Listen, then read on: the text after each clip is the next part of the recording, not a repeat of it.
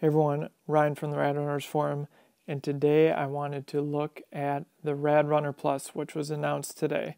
Now yesterday, Rad Power Bikes shared that they had an announcement to make. It was pretty obvious that it was going to be something to do with the RadRunner. I will say I did put a post on the forum at radrunners.com and suggested that actually it might be the RadRunner Plus, so I actually was correct with what the name could be. Obviously, I couldn't have guessed all of the changes they made, but I got the name right. So generally, I think it's great that Rad Power Bikes continues to try new things, that things are continuing to move along with all the craziness going on with the coronavirus.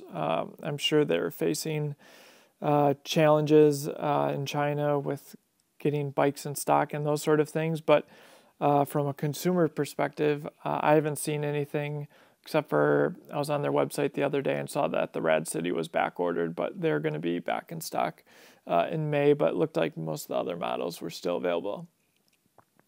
So the RadRunner Plus is a completely new model. It does not replace the original RadRunner that was announced I think early fall 2019.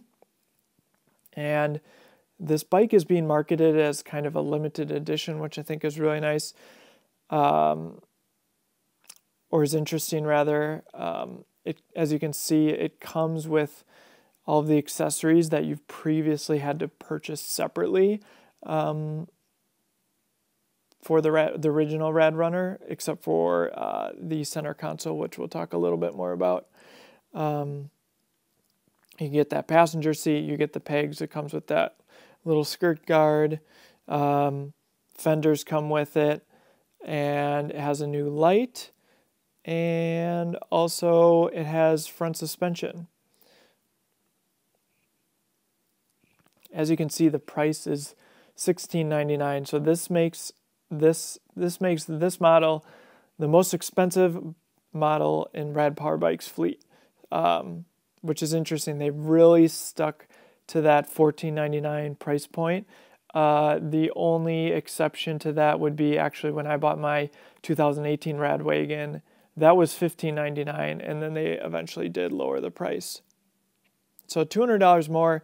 And I think what's interesting is, to be honest, you're getting a lot of the same options that exist on other bikes, except for maybe, when you're thinking about that seat pad and the pegs. All the bikes as of 2020, again, except for the RadRunner, come with fenders. A lot of the bikes have front suspension. So unless you really want the rear passenger capability, I think some of the other bikes are going to be a better value. And I would also add into that, unless you really like this kind of scooter look, urban styling, I guess maybe, and the fatter tires. But if those aren't big concerns, I would personally be looking at the Rad Wagon, which comes with everything that you need to have a passenger, all the accessories that you need. You can make a rear seat very easily. With my personal opinion with some of these urban bikes, and just keep in mind I've never ridden them, these urban style type bikes before, I worry a little bit about the geometry. It's, the more and more iterations of these types of bikes, it becomes less and less of a bike because the geometry just doesn't work. I'm 6 feet tall, and I don't know how comfortable it is to pedal on a bike like this. So that's just my personal opinion. I'm sure it's still fun to ride. I just don't know how much pedaling, is comfortable on this over the long term. The other thing that I forgot to mention earlier is it does come with rear gears now. So that's going to make a tremendous impact if you go up hills frequently. And just kind of as I was talking about kind of that urban styling, I think folks who are looking at this type of bike are going to be also looking at, I have two other tabs open here, Juiced Bikes and Super 73. They have a bunch of various models. I personally haven't dug into very much detail. I've seen, these bikes advertised, but I haven't dug into like all the specs and compared them side by side. But I think if someone's considering the RadRunner, they'd be silly not to consider some of these other offerings. Again, I don't know about the support of some of these other companies. I just know that they're also popular brands. I do love that all of these different electric bike companies, though, have come up with like slightly different takes on this style bike. So I think that's pretty neat to see. And I'm just bringing up some of the other notes that I wanted to cover. Along with the announcement of this bike, the RadRunner Plus, they also lowered the price of the RadRunner. So now it is $11.99, which is incredibly affordable in my opinion if you're looking for an electric bike. And realistically, if you're looking at this price, if you already have purchased a Rad Power Bikes, you can use the code to get $100 off that, so it makes it $10.99. Or if you're looking for another way to save a little bit of money, you can use my referral link and you can receive a $50 Amazon gift card. I know recently Rad Power Bikes was also offering a promotion where they offered a free accessory, so these are all ways to save a little bit more off of that price. So if you're looking for, if someone is fine with a no frills, no accessories electric bike, you can get the RadRunner for incredibly cheap. I did kind of just to compare, added the RadRunner 1 to my cart and added all the accessories.